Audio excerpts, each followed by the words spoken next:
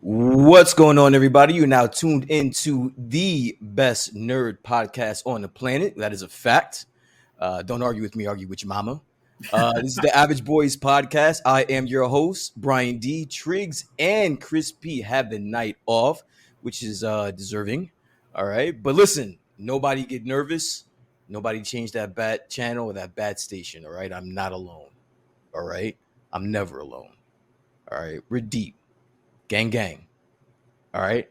I'm accompanied by one of my favorite people to have on this show, the man, the myth, the mother effing legend, Mr. Michael Betancourt. Sure. How are Thanks, you sir. doing today? Doing good, and every time somebody calls me a myth, I feel more and more like Sasquatch every day. So, I prefer kind of compliments that I guess. So it's all right. I know I'm dying from the heat, like everybody else is in Texas right now, and I guess around the world. And yeah, I hate sweating. I swear I really do. I mean, but you live in Texas, bro. Like you're gonna be like, what do you like? That's a thing. You have to sweat in Texas, bro. Like, what are you Oh yeah, talking about? 100%. I'm pretty sure I was meant for Alaska. They dropped my ass off here in Texas, and I just kind of stuck around. If it wasn't for the barbecue and the tequila, I probably would have left a long time ago. I listen. I'm with you on that on that tequila thing. Yeah, it's glad I'm glad to have you on today. You look this out. You're always there for us, man. I can always count on you for that. Everybody that's listening, I'm just gonna put this out there right off the bat, a precursor, if you will. This is not gonna be your average 3 hour episode. Okay, I'm not doing it tonight. All right. Me and Mr. Betancourt, we are going to tackle these topics that we have for you guys today, and we're going to crush it, and then we're going to get out of here. All right, we're not here for a long time. We are here for a good time.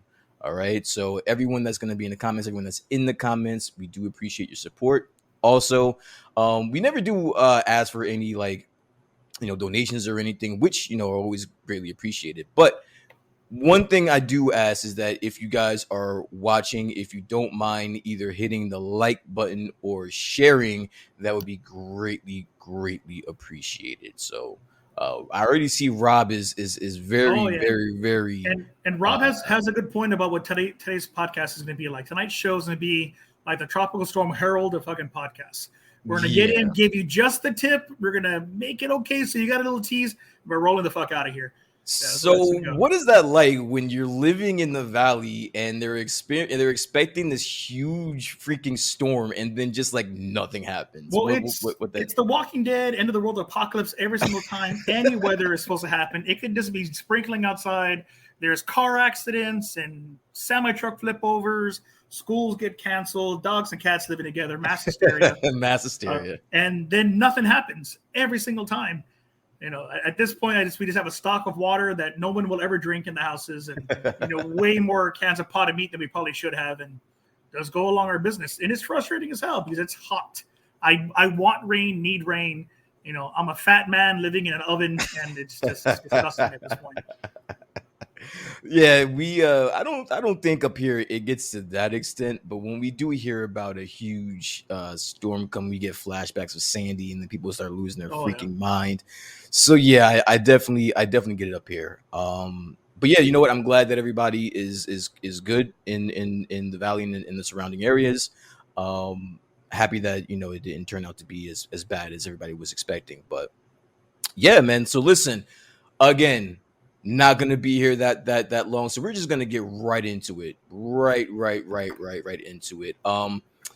I want to start off by just by asking you, Mr. Betancourt, because I know that when you're on, we usually talk about your conventions and your businesses that you have going on. Is there anything coming up that you want to talk about, that you want to bring to the people's attention? Anything at all? I think I have a special announcement that our boy Robert is going to love, and he better be at this next damn show for what's going on. September 16th and 17th, I have the Psychotronic Spree coming up, the next installments that we had to postpone the last month. But we are actually going to be bringing, for the first time ever, to a show like this, 5 adult film stars. So 5 porn stars All right. that are sponsored by Brazzers and the Hub itself will be at our show. So I can't drop their names just yet because I'm pending their contract to come back this evening. But we will be making that announcement this weekend. So their images will go up. They'll be on site doing photo ops, autographs, selling everything from fleshlights to photos to merch. Yeah, the things that I have to get approved to do really turn my career upside down. I remember when I started college. So listen, I don't mean to cut you off, and I hope I'm not the only one that's thinking it, but are there any special discounts on the fleshlights?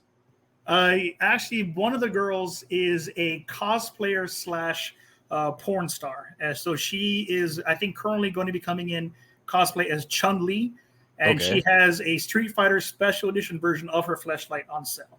What There that you go. does, I don't know if that's hyper action or some type of turbo Hyper boost, action. but I'm at I least see what you what did the hell there. this box look like. I see what you did there. I see what you did there. So there you go, everyone. If you go, to this convention, you are going to get a Chung-Li Turbo Edition fleshlight from a porn star. I'm going to be honest with you. I'm intrigued. Yeah, I'm intrigued now. I don't know how we got here. I'm happy we're here. It's working out just fine. I'm happy for It's you. confusing. Yeah. I'm happy for you. And, I was saying this off mic. It's very interesting because, if I were to frame you, I would not think you would be dealing with porn stars at your conventions and your shows and stuff like that. Well, no, like, this is throw me through a loop a little bit. I'm not gonna lie to you. It's an interesting piece of trivia about me. So all the other show runners and all the con owners in the Rio Grande Valley, anywhere pretty much from San Antonio down, are all very vocal and they're all very visible. I don't like operating that way. I want to do my job, make my money, come home, spend time with my wife and my son, and that's it. But I do all the weird things that nobody else is willing to do because I'm not visible. So one of my first jobs working in the convention scene was working at the Adult Video Awards in Las Vegas. So I got to see how an adult expo works. And I will 100% tell you that women are more disgusting as attendees than any man will ever be. So a girl will straight up ask for disgusting things. Do you care to elaborate, or was that your elaborations right there? Was that it? I'll tell you the down and dirty of it. So okay, I like some. Yeah, I think the worst thing I ever saw was I don't know if he still does a porno anymore, but back then it was a porn star by the name of Mandingo, big black guy, huge, old, like 12 inches of death hanging between this dude's legs. And girls would line up, 200, 300 at a time to get his autograph and to pay to give him a hand job or lick it. And that's fucking gross. I mean, even before COVID times, like that's disgusting. And to have to like talk to this gentleman is like, hey, is this something you're okay with? I mean, I think I was 21 at the time, barely out of college, a baby kind of a deal. Yeah, and having to figure out if this was legal stuff, like, is this okay? He's like, oh, yeah, it's in Vegas. We do this all the time. The ones that are really pretty, I let them do it, but everybody else has to pay for it. I was like, oh, okay, damn. And, yeah, men will walk up to their favorite female celebrity and ask for a lap dance or, hey, can you twerk or will you motorboat? The things that are, I guess, as safe as you're going to get. But girls are gross. They are brave because there's almost no consequences. A man will let you do, I guess, what you want to do. And I don't know. I have seen things, sir. I have seen things. Everyone that's listening, I understand this is not the show you came for, but this is the show that you deserve. Okay, this is the show that you deserve today. All right, Chris and Triggs aren't here. They let the inmates run the show, so now this is what you guys are gonna get. All right. Well, that's cool. You know what? I'm happy. When are your show dates? You didn't. I don't think you said September 16th and 17th. Yeah. Okay, so there's a 2-day event. You got you already talked about the talent. Anything else going on at the shows that you want to reiterate for the people? Yeah, we're actually going to be. We're running from 4 p.m. to midnight, so it's for the grown-ups, obviously 18 plus. Open bar. They have food on site. We're going to have. As long as the diocese approves, alongside the porn stars, we're going to have a panel by the Division of Exorcisms from the Diocese of Brownsville. So an exorcist will be on site talking about the realities and what exorcists actually do and why the Rio Grande Valley has the largest concentration of exorcists in all the United States. I like it. We have everything from church and demons and angels to porn stars and sex and video games. We have live rock bands. We have a local candle maker coming on, and she's going to be giving a panel on witchcraft and candlecraft. So I've offered everything I possibly can to you guys for $15 fucking. I was gonna say, point, like, you're throwing what the you're hell? throwing the kitchen sink at them for this one, and you know what? I'm not mad at it. All right. Listen, my week has been non-eventful. Week was long, work was long. But listen, I always appreciate my Friday evenings because I get to come hang out with my friends, talk to people in the chat, unwind a little bit, have a few brewskis. So listen, if you guys are at home, crack them. If you got them, just hang out with us for a little bit. Okay, so the first topic that we are going to have, sir, the Blue Beetle movie bombs at the box office. Sir, have you got a chance to see this movie yet? I have not been able to see it, but TikTok has ruined that entire film for me. I watched it via segment after segment and 3 minutes at a time. Okay. Is there any, even though it might have gotten spoiled to you? Well, actually, let me ask this: before it was spoiled for you, was there any interest? Was there any hype to see this movie at all? Honestly, there was. I like Zolo as an actor. He does good with Cobra Kai. Mm-hmm. I mean, he had potential for it. The film looked like it was being handled carefully, and honestly, I am a white Mexican man. I am not Mexican enough to be considered Mexican, and I'm not white enough to be considered white. So I had this really ass backwards in the middle that I have to live in. And, okay. And honestly, this film looked like it was going to allow me to connect to my culture in the safest way I possibly could, through superheroes and a universe that I was familiar with, a character that we see in cartoons. There's iterations on Teen Titans Go, Teen Titans, Young Justice. So it was an easy way for me to explain to people, like, yeah, that's my culture. I know I look more fucking Russian than anything else, but I am Mexican, and that's the stuff I see. That's the stuff I do. Okay, I'm going to dive into that a little bit, actually very soon. But just to give a little bit of the stats as to why the movie is bombing. Listen, I read articles where they were giving so many excuses as to why this movie is bombing. The reality of the situation is no one wants to see this movie because there's no ramifications, okay? There's nothing coming from it. I know everyone thinks that this is going to be, the character moving forward in James Gunn's DCU. I don't think that's going to happen. I don't think anybody else believes it's going to happen. That's the reason why the numbers are so low. The numbers are, in fact, as of yesterday, the box office is at 52.1 million, and the budget, I believe, was 104 million. So yeah. They're about halfway there. But the first weekend, it is considered to be the worst DCEU movie of all time. And I'm glad that you touched on, the Hispanic aspect of, movie going and whatnot. I think the numbers are the audience by, the Hispanic community is at 39%. And I think it was 66% male, obviously.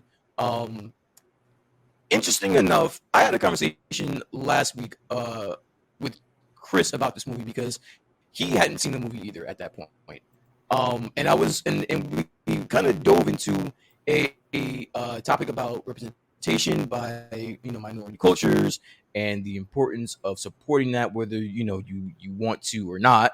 Where do you stand on that? Do you stand as though you have some type of like a duty to support a movie based on your culture or something like that? Like, do you have any of that, or is it like, if it interests me, it interests me. If it doesn't, it doesn't, type of deal?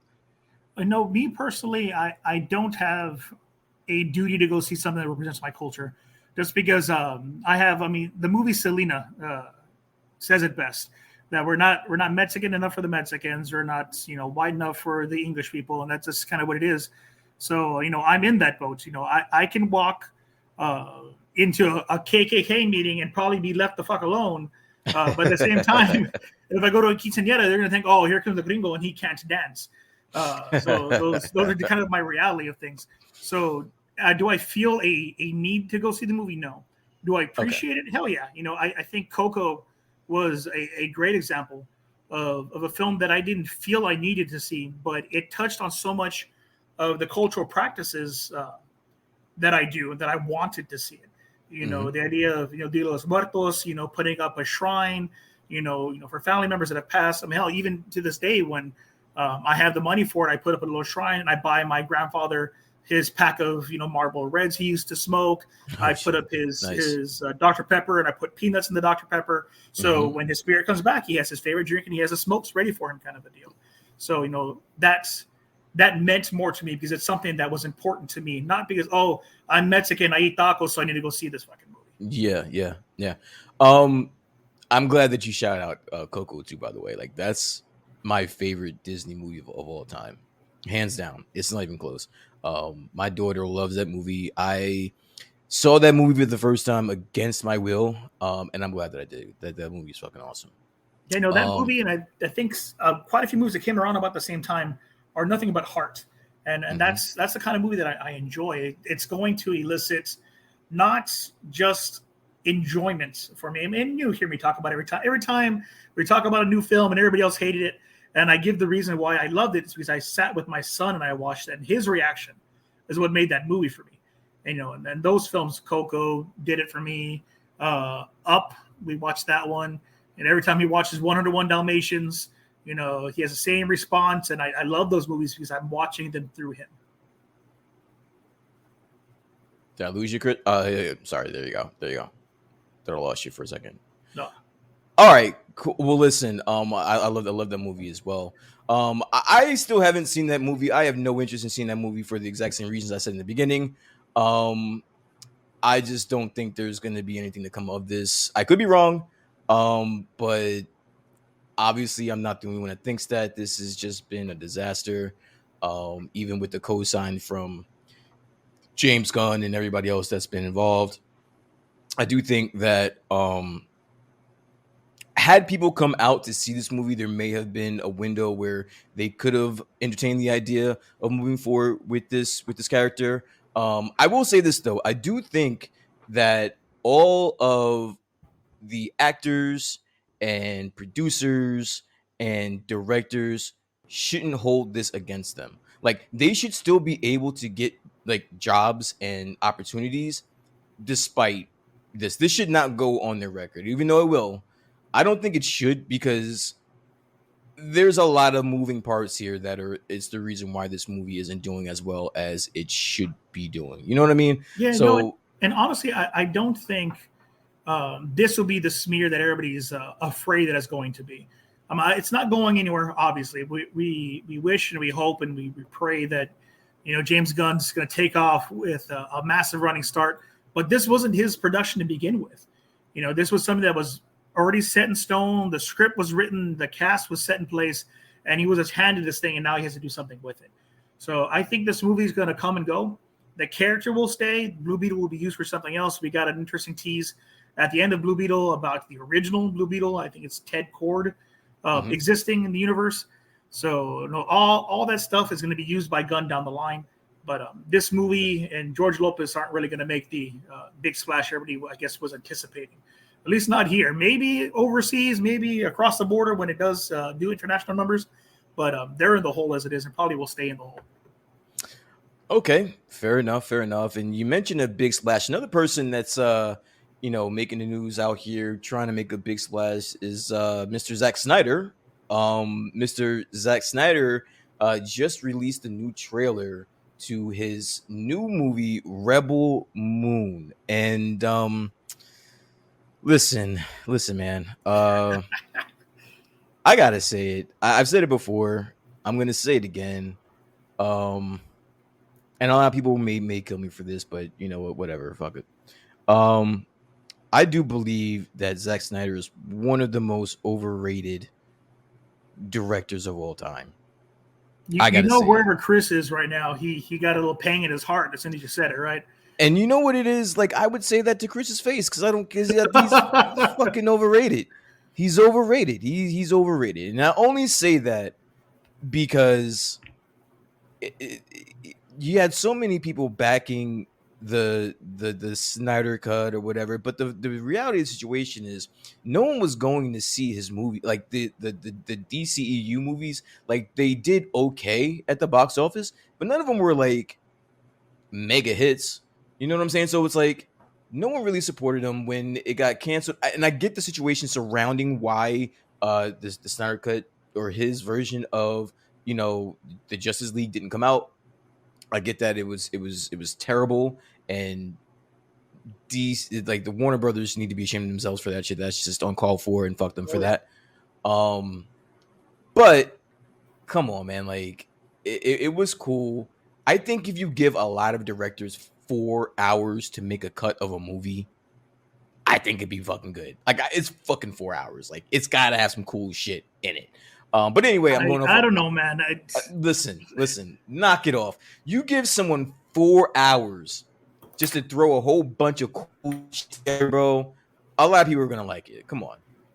Yeah, and honestly, that's what Snyder did with Justice League. I'm never gonna take a piss cut, because that movie was the most ridiculous. I had to watch it at home. Pause it. I don't know No how many one times. listen. Eat 2 meals. If you went to the movies to watch this movie, you were fucking insane.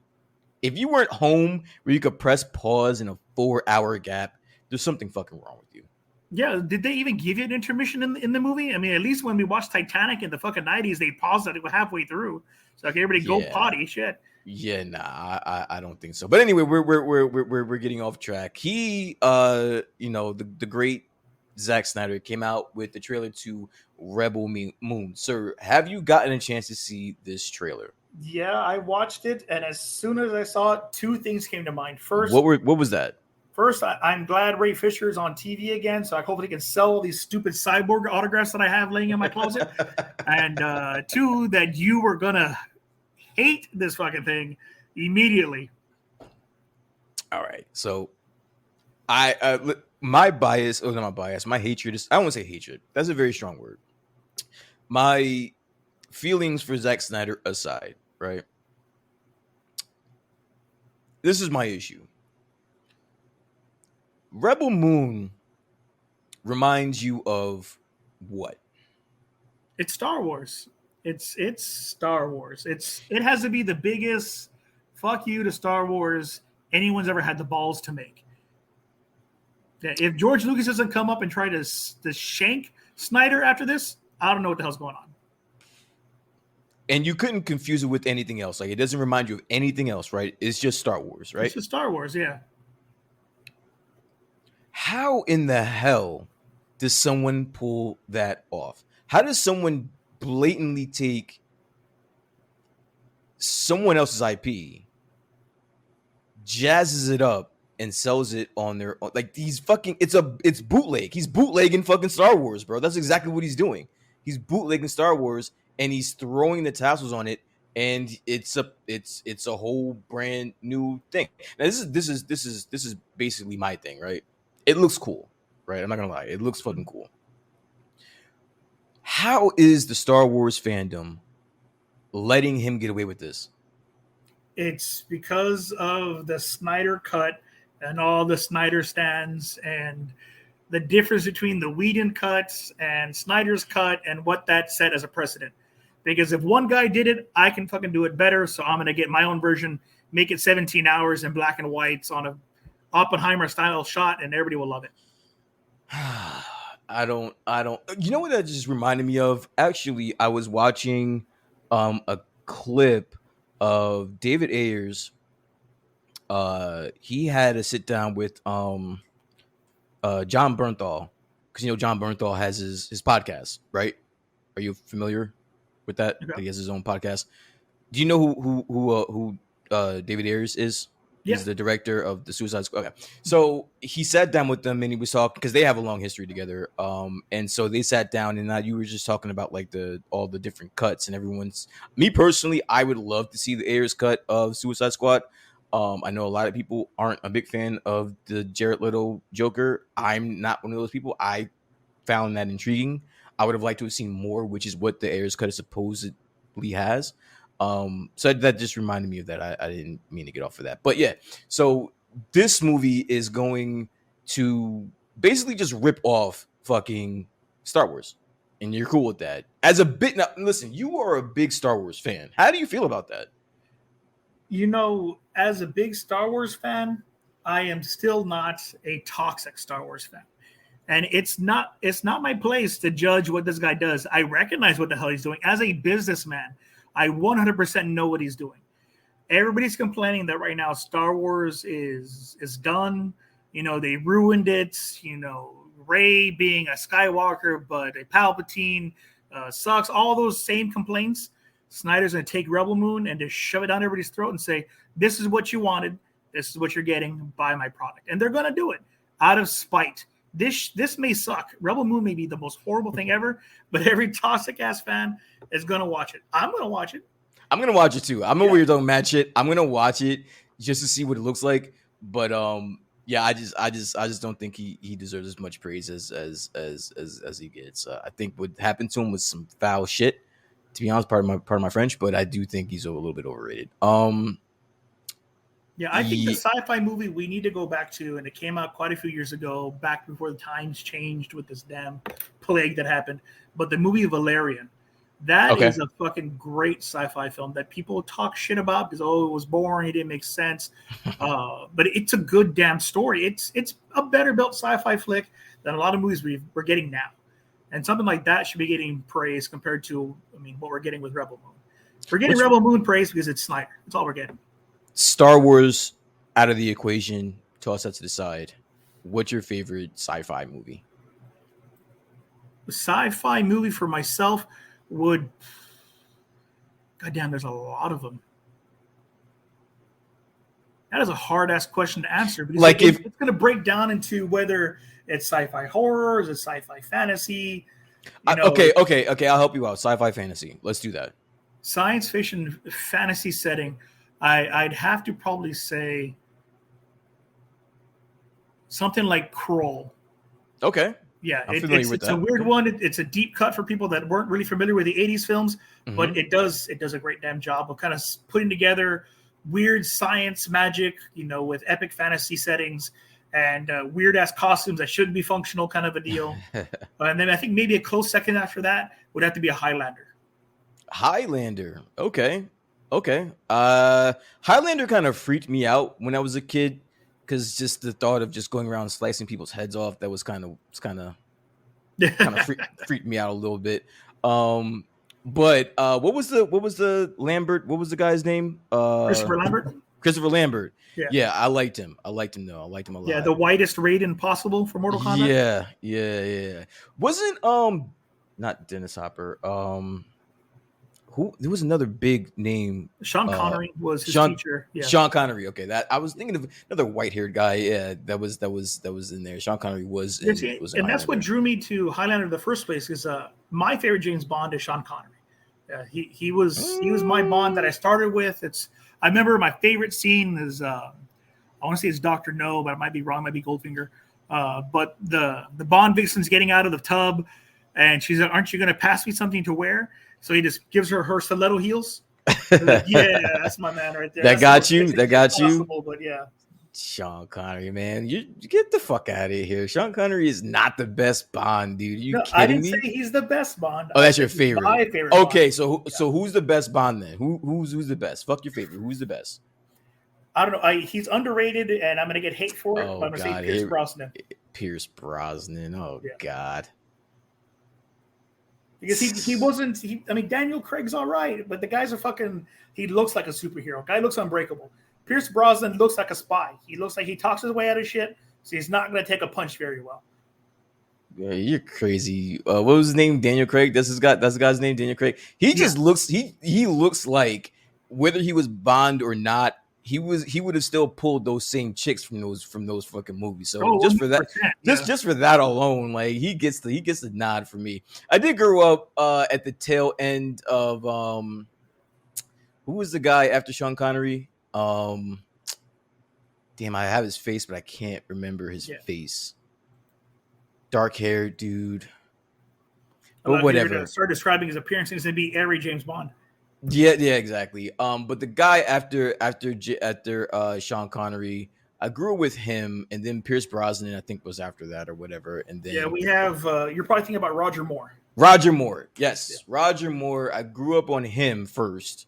I wasn't around for the Sean Connery James Bond. That was before my time. But I grew up with no, Roger Moore was before. So then Timothy Dalton. That's who it was, or Dalton, whatever. I'm getting it confused. But the guy that's after Sean Connery, or whoever it is, that's the guy that I grew up with, and then it goes to Pierce Brosnan. Pierce Brosnan did a good job. I just didn't care for the movies, to be honest with you. But what was that first James Bond with Daniel Craig? Casino Royale. Casino Royale. Casino Royale is a fucking banger, dude. You want to hear Total Blasphemy? For as much as I enjoy it, I have not seen any of Craig's movies. Not a one of them. So you can't. So then you can't. You See, but that's the reason I didn't watch him. Like, you look at this fucking guy in the trailers, and it's like he's fucking Wolverine of James Bond. Like I don't give a shit. In the beginning of the movie, there's this chase scene with some like pirate smuggler who does like parkour. You sound like you described Fast and the Furious 10 to me again. Nah, there's the first 10 minutes. There's a pirate smuggler piloting a flying sub. If there was no James Bond, there would be no Fast and Furious. Okay, like this was like the beginning of like Fast and Furious, right? So like he's chasing like this African pirate dude. And he does parkour through basically everything. He's carrying like this like bomb or this chemical shit. It's literally just the beginning of the movie, so it really has no significance of anything. And it's like the best shit ever. I think I've watched that chase scene like a million fucking times. It's fucking awesome. You at least watch Casino Royale. Yeah, it's one of those like I know I need to get around to it. I never get around to it. It's just there. What am I gonna do with you, man? I mean, Jesus, man. I mean, okay. I have a tendency of just going so far left that we just get lost. But let's get back to it. So Rebel Moon, you're seeing this. It's a thumbs up. You're ready to see this shit. It's good to go. It's at this point, it's a fucking business investment. Like I said, I have all these autographs sitting in my storage that need to get sold. I'm hoping Fisher's price goes up. What a selfish reason. What a selfish reason. I got to pay the bills. He's in it for a paycheck. I mean, look, sitting down with Ray Fisher when he was at the height of being Cyborg was a wonderful thing. He has a good heart. He was fighting this studio exec shit before it was even in the big media. But I need to sell. I need to make some money, guys. I got bills to pay, a son to feed. That is probably the most wildest reason I've ever heard of somebody wanting or supporting a movie. I'm blown the fuck away. How's that the wildest thing? That is literally the definition of capitalism at the moment. I was like, I want them to succeed so I can make money. That's just the way this goes.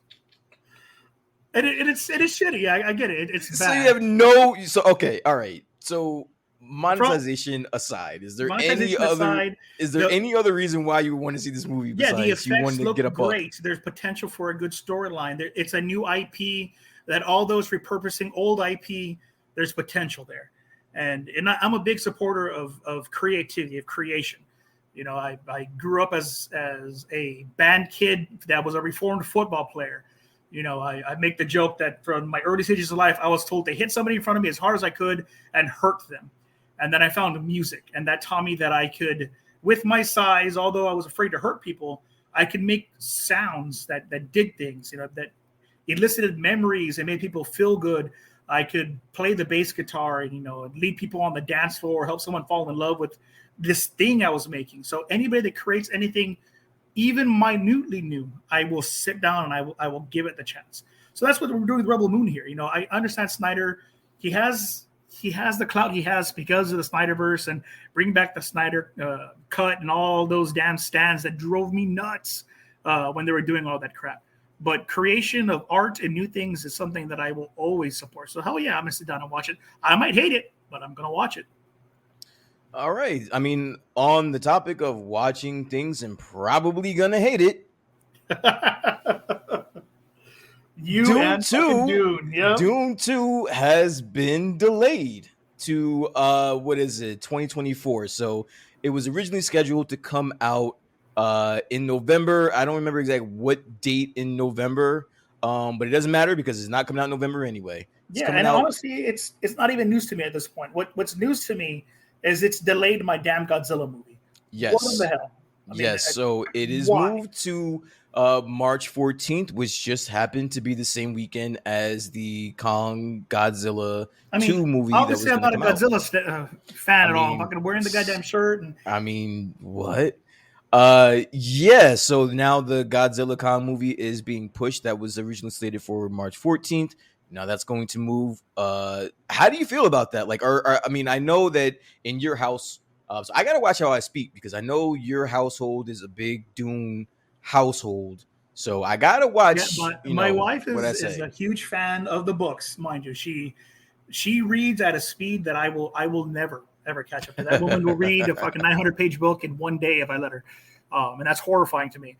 But so she loves Dune. She loves the storyline, the political intrigue, and all that jazz. So it means something to her. So for sure, I'm going to be in theaters, probably buying the collectible popcorn tin that I shouldn't spend money on because I had 10,000 of them anyways, uh, and we're going to be there for it. Am I a huge fan of it? No, I got more. I got Okay, now respect for it. But listen. Before you answer this, all right, just be careful. All right, don't get yourself in trouble. yeah, All right, don't at this listen. point, I I think she's don't. all right with my loud mouth and ridiculous opinions. I All mean, she right, chose to marry this. She put the all ring on my right, finger. all right. I listen. I'm just warning you. I don't want to be held accountable for any ramifications for you just giving word vomit on the airwaves about something that a lot of people likes. I know. Triggs is a big Dune fan. I know he's excited. I kind of wanted to pick his brain about his feelings about the delay. It's not like it's not coming out anymore. It's just going to be delayed for a few months. I mean, honestly, it's probably why he's not here today. He's out crying. He's His he's feelings are mourning. delayed. He's He's mourning the mourning. loss, He's mourning, and we understand that. pouring out a little liquor. For the movie being pushed back. Um, Listen, I give Dune a lot of shit. Um, and if you thought I was gonna stop giving it shit right now, you're terribly mistaken. Because fuck this movie. You know, Screw this movie. Dune has to be the most abrupt uh, story setup ever.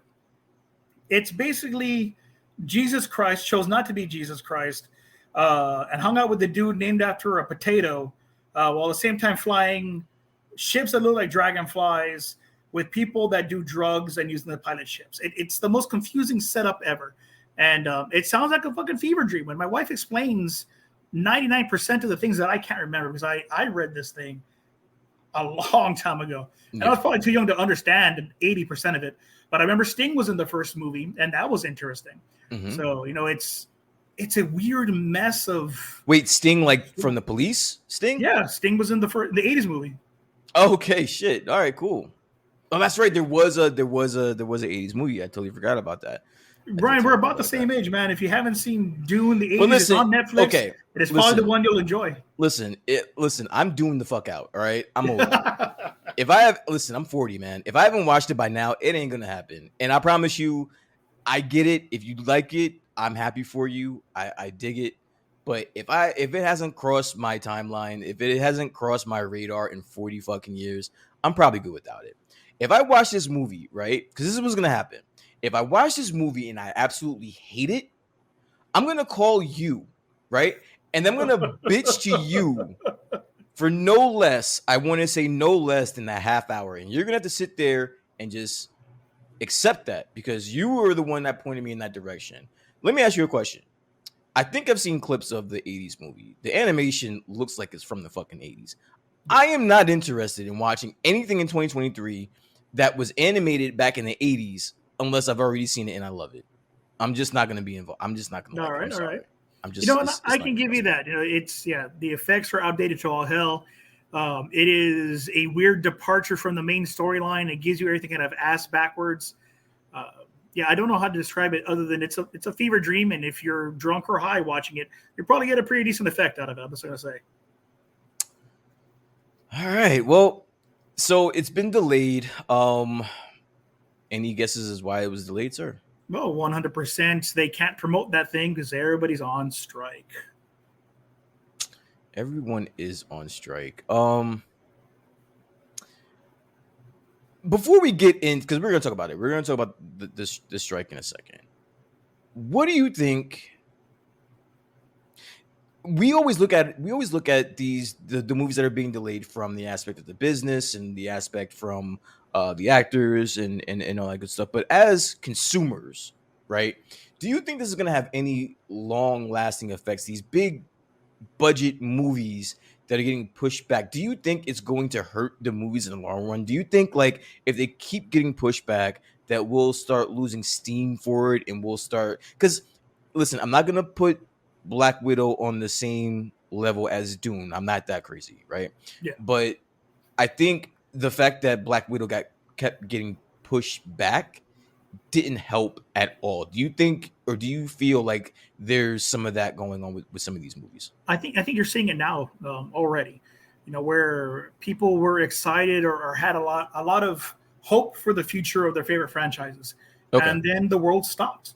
We are stopped getting things that they couldn't promote it, and they started kicking them down the line. If you really look at the releases that are going to be happening over the fall and winter holidays, there aren't that many new movies coming out of substance. We usually get a big holiday run, Christmas time. We get our Christmas features, family features. Maybe one or two horror movies are taking the shot of showing up. I think the next biggest thing is The Nun 2, and even I think that has rumors of being delayed. So yes, it is. Yes. Yeah, we're starting to see, and then on top of that, I mean, Warner Brothers is being sued by the actress that portrays the nun because they were using her image with AI to make profit that she wasn't sharing. So there's a lot of issues happening already that were still going on in the background and that we didn't pay attention to because movies were in our face. We had media to consume, and now we're just going to start getting bored.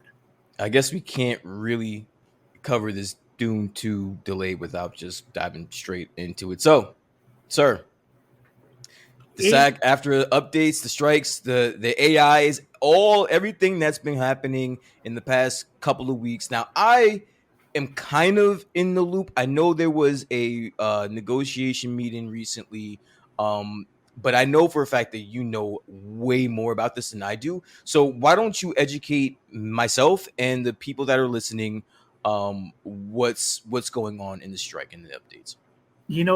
First and foremost, the strike itself is at a weird teetering point. Okay. It's been several months of this already. People's livelihoods are at stake. People are talking about, the celebrities this, the celebrities that. They're not making money. You have actors that can't pay bills. But there's a lot of other people that make movies that aren't talent. You have production assistants, you have editors, you have cinematographers, you have audio and sound engineers. There's people that will not get assistance that are hurting from this. So these negotiations need to happen quick so everybody can go back to work, right? That's the first and foremost. But lately we've had the studios calling in SAG-AFTRA to come in for negotiations and just giving the most bullshit of deals possible. To just wear them out. They are actually in the hopes, and I believe Bob Iger went on record saying it, in the hopes they would just give up, that they'll come back. They will come back when they can't pay their rent anymore. And that's some horrible shit. Let me ask you, there was something that I did read, and I'm not exactly sure how true this is, or if I have the whole story correct, but wasn't there a resyndication, or like didn't they resend the approval, the SAG actually rescinded the approval of the actors doing like independent movies? Didn't I read that somewhere? It wasn't a full resend. What it was is some large studios started listing their big budget features as indie films. So to kind of bypass the rules. And even then, it's the shadiest things possible. As a public relations professional, I got to read contracts and make sure I practice CYA. You know what CYA is, right? Tell me. CYA is cover your ass. Cover your ass. In every aspect of what I do, I have to cover my ass. CYA is in place so I don't get sued. I don't owe anybody money. And in the end, everybody's a win-win. Everybody's happy. So companies tend to put into these negotiations non-disclosure agreements, NDAs, that has media blackouts. You're not allowed to talk about what was negotiated. You're not allowed to talk about contracts. So none of this information gets out to the general public, and nobody starts to hate anybody. But with the recent pool of indie films and not having to be approved by SAG-AFTRA before going off and doing them because the shady stuff the studios were doing, now we have the studios releasing the negotiations and the offers that they're giving to the guilds. Just giving it to the media so they can say, hey, no, we offered them a little bit more money. We offered them back maybe benefits or a new craft services table. And they refuse to come back to make the celebrities look like they're being dicks. But in reality, they're trying to save their livelihoods. It's no different than, Of course. We have UPS that just went on strike. We have the auto industry that I think September the 9th is their big day to go on strike. There's a lot of things going on where people are just trying to survive, and it's ridiculous. It is ridiculous. I do think there's a lot of posturing going on between the studios and the negotiations. I don't think this gets resolved anytime soon, simply for the fact that your favorite topic, the AI aspect of this, I don't see how that's going to get resolved anytime soon. So as far as SAG is concerned, I don't see how that gets resolved. After, I do think there is some optimism as to if that can get done anytime soon. But when it comes to SAG, I don't see how that happens. Have you heard anything about any AI developments or talks about where they are with AI? My favorite topic in the world, and of course, I hate AI. I love it. On a biblical, spiritual level, do I fucking hate AI? It's ridiculous. We were talking about this off camera, but I really do feel we went ass backwards with the AI. Artificial intelligence should have been out there controlling robots to plow our fields, to do construction, to fight fires. Okay, all right. Listen. Now I'm gonna give a little bit of pushback here. All right, Mike, because I think no matter what, there's going to be some group of people that are going to have a problem with that no matter what. Like, I don't think there's a way to integrate AI in any aspect of life without there being someone having an issue with it. And honestly, I can agree with you there, but at the same time, we fucked around and found out that we took all the fun stuff away from ourselves and let AI do it. And that's dumb. And when you say fun stuff, what is that? What do you mean? Creating art, making movies, doing all the creative things that we should be doing. An algorithm will only learn so much. Will only go as far as there's new things to learn from. That's what AI does. It's just a learning machine. It just learns. So eventually new things will stop being made, and all it's going to do is regurgitate different variations of the same old shit. And there's only so many versions of Dracula I'm willing to watch. There's only so many versions of the Odyssey I'll listen. The Odyssey. That's what we're seeing here. At some point, the new stuff will be gone. And it's just a regurgitation of everything else. I don't want to get to sci-fi movies of terraformers instead of transformers again. Dude, I don't want to see that shit. Where do you think we're going? Like, what do you think all right. When it comes to the studio, like the industries of like the Hollywood industry, right? Where do you think this is going? Like, what do you think they're doing? That's exactly where they're going with this. And I don't think, and I don't know what anybody else thinks, but just my personal opinion, I think that they've been anticipating this for a very, very long time. Oh, way longer than we could probably even fathom, right? So at this point, I think it's too late. I think that's what happened. I think the actors. I want to be optimistic and say that it's not too late. And I'm sorry to cut you off, but no, go. It all comes to fucking money. And just this week, or I think it was last week's actually, we had a legal precedent set into place where the courts decided that AI art was not able to be copyrighted, that a company couldn't copyright it because no person created it. And the only way to copyright a project or a piece of art is if a human being made it. And that's the legal definition.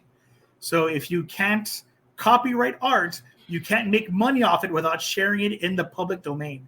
So no studio is gonna want to make something and let everybody in the world fuck around and use it. Okay.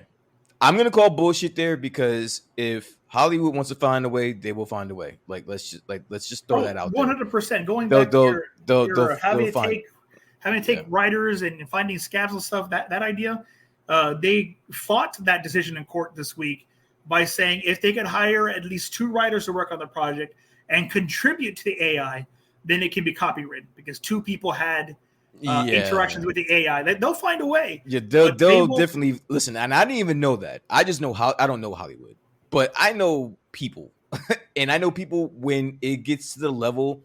Listen, they're not gonna be fighting this tooth and nail if that wasn't the outcome. If they didn't have a solution in place or have the people in place to find a solution, they wouldn't be doing all this. If that were the case and there was no money to be made, and there would never be any money to be made, they would have given the actors whatever they wanted a long time ago, right? Because as far as I'm concerned, the AI hurdle is the only thing that's stopping them from coming to an agreement. And no, I take that back because that Netflix streaming shit is kind of wild.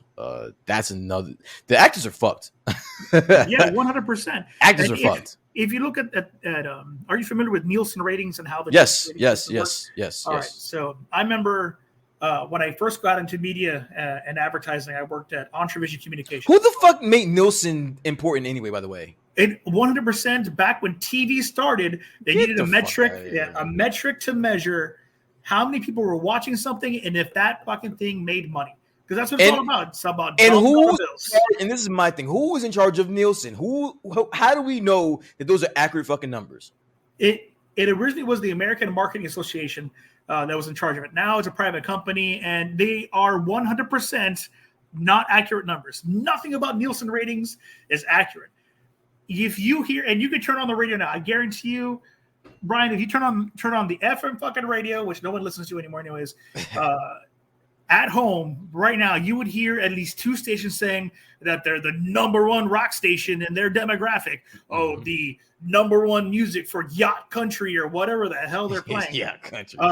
Because they will take the demographics, the numbers that are given to by Nielsen, and fluff them enough to be number 1 somewhere. So yeah, I remember working with Entrevision Communication, and we were number 1 in Tejana music. We had Que Pasa 99.5, numero uno por Tejana. And the only reason we were fucking number 1 for Tejana music is we were the only station playing Tejana music. Of course we were number 1. We're the only assholes to listen to. Hey, I mean, that it's still number 1. Yeah, straight up, it's number 1 because there's no other competition, but that's what Nielsen ratings do. They provide this bullshit number to provide a standing point for you to make money. And Netflix has been reporting to Nielsen ratings the number of times something has been watched. And if you look at the equivalency of regular TV compared to what Netflix is doing, Netflix is murdering regular TV and paying nowhere near the dollar amount that regular syndication is paying at all. Yes. So that is the hurdle that I'm speaking of. And I keep forgetting this aspect of it about the streaming revenue aspect of the shit. Because none of these streaming services are making any money. None of them, besides Netflix. Yeah. Netflix is the only profitable streaming service to date. All the rest of them are taking a bath. Every last one of them. Yes, mind you, Netflix is about to be even more profitable. They are dumping their physical DVD service at the end of September. Yep. So all their losses they're eating there are going to be extra streaming money now. Yes.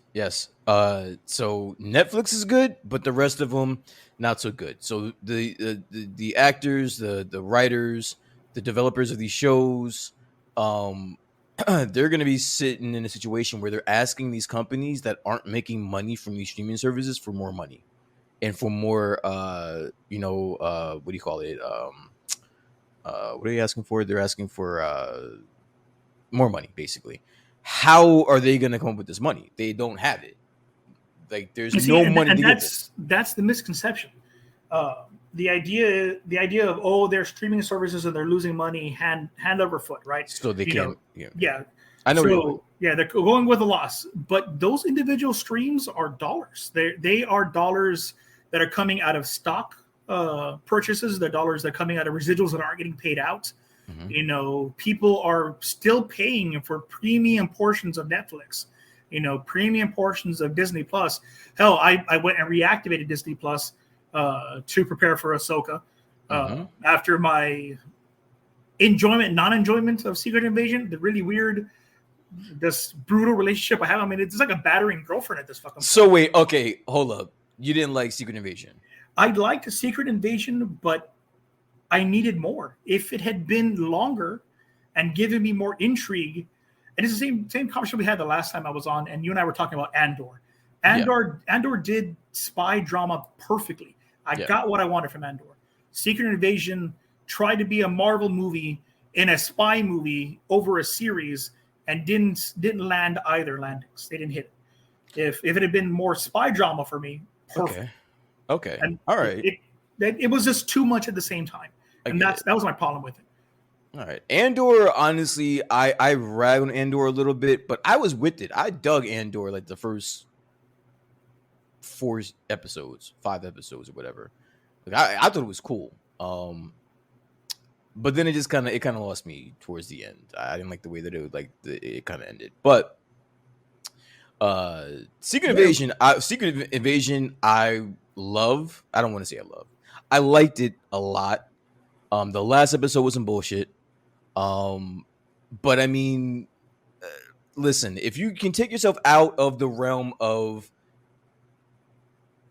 it's not the comic book version of Secret Invasion, which by now we all should be able to do that because 100%. The MCU Marvel, is not touching the MCU doesn't really do it at all anyway. So we should be able to suspend our belief in that realm.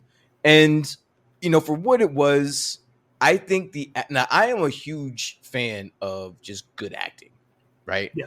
I don't give a fuck what it is. It could be like the worst movie ever, but if someone is acting really well in it, I'm gonna give it some grace. You know what I'm saying? I'm gonna give it some grace. Like, hey, you know what? They could have done a couple of different things here, but the acting was good. That show was a clinic of great acting. No one did a bad job acting. Literally, the only person who I think didn't really do it for me acting was the chick from Game of Thrones. What's the chick's name? Emilia Clarke. Emilia Clarke. She really didn't do it for me. I think poor Emilia Clarke's problem is not that she's a bad actress. She's a good actress. Yeah, I don't think But she's been so typecast as Daenerys, no one can see past her being that. Because even I saw the romance movie she was in, where she was helping the guy that he's paralyzed. They fall in love, and I kept expecting her to say Dracarys. I was like, "Fuck it, where's the dragons?" Yeah, and I mean that's because I'm built not to do that, but I'm so accustomed to seeing her like that. But on the topic, and I know we're going ass backwards and off into different realms here, but just to give a shout out to a movie, to a movie that was a bad movie but had superb acting in it. Have you ever seen the movie Margin Call before? It sounds familiar, but no, I've never seen it. Yeah, so Margin Call is a film about a 24-hour period where the stock market crashes, and it is it's forced to happen by a specific bank, right? It's a Wall Street investment bank, and it's a true story. This is what really happened when the stock market crashed 2007, 2008. Yeah. And Jeremy Irons, Paul Bettany, and a bunch of actors you would not expect to be in this film are all in it, and they act the living fuck out of their roles. Really? Jeremy Irons has this amazing line where he's sitting in this boardroom and all these high-powered people around him, and he looks at them all and he says, you know why I get to sit here and make the decisions I make and not have to go do the work you think I have to do the work? Because I have people like you. You do the grunt work. And I was like, man, like, holy shit. I felt like I had to get up and start producing and putting out reports. But, that's a movie. If you haven't seen it, I think Amazon Prime has it, Margin Call. And it's a shit true life story because that's the way the stock market crashed in 2007. My favorite, and I do have a favorite 2008 market crash movie, and it's called The Big Short. I don't know if you ever get a chance to see that movie. The Big Short I've seen that movie I don't know how many fucking times. Great acting. I don't know if you guys are, Steve Carell fans, but I'm a huge Steve Carell fan. He did a fucking great job. Everyone did a great job in the movie, and I'm a huge modern history buff, and the 2008 crash is extremely interesting to me. So I will check out margin call. What's it called? Margin call? You said Margin call, yeah. margin call. I would definitely check that out. A lot of movies now that I think about it that have to do with Wall Street and stock and stock markets. I'm pretty interested because that's some really shady shit that happens anyway.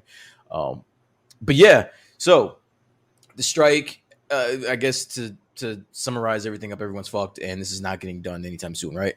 Yeah, and in reality, the people that are going to be fucked the most are people behind the scenes, and it's something that I touched on. I think the last time I was on the chat with you guys, we were talking about actors weren't making money, and all these marketing dollars. We shouldn't be spending so much marketing dollars because they should be paying these actors. But that's not the budget to take from, because the marketing budget pays people like me to do my job. Mm-hmm. They're blue collar smucks also. And mind you, yeah, there's people like, if you remember the show Entourage, Ari Gold is a really high powered talent agent, and those people exist. Yeah, those people exist 100%. They own the agencies, but you have regular bastards that are working 9 to 5, praying to God they get their paycheck, and they need that money. And we're going to see those people die in an industry that already wasn't paying enough for the areas they were having to make these movies in. All right, let's not be too dramatic. No one's dying. Get another fucking job or find out a way to make this AI shit and everything else work for you. I'm on that train, because this isn't the first time the industries or any industry has to pivot, right? Like it's 100%. Yeah. it's not the first time. I think, and if I'm being totally transparent, if I'm being totally honest, I'm not just potting, just talking shit. I do think that this may be a little bit over exaggerated to a certain degree on both sides. I think that there needs to be some type of compromise on both sides. That at this point, I think it's kind of it's going to be super hard, because I think there's just too much posturing going on. There's too much posturing. There's too much bullshitting. I don't think these companies, these businesses have any ambition to get this done in a timely fashion. Like, and it's weird because like they're bleeding money. From what I'm reading, they're bleeding money. Oh yeah. The only thing that's going to save a lot of companies is, Warner Brothers said it best, that they made more money by raking in the losses from not releasing films during the strike than they would have if they had released them.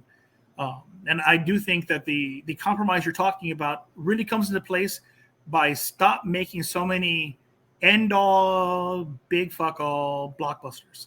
So we need to make a lot more smaller movies that have a less of a risk. In the late 80s. How does that's that's not going to work for Hollywood though, right? That's not. Well, it's not going to work immediately for Hollywood, because we've already been taught that actors make millions. We've already learned that CEOs want to make their billions, and that's the reality of things. But you can still make those numbers if you produce more new things instead of 3 major blockbusters in a summer. Pray to God they don't fucking tank. I see what you're saying. It makes sense. But there has been decades upon decades upon decades of statistics that say that the money's here.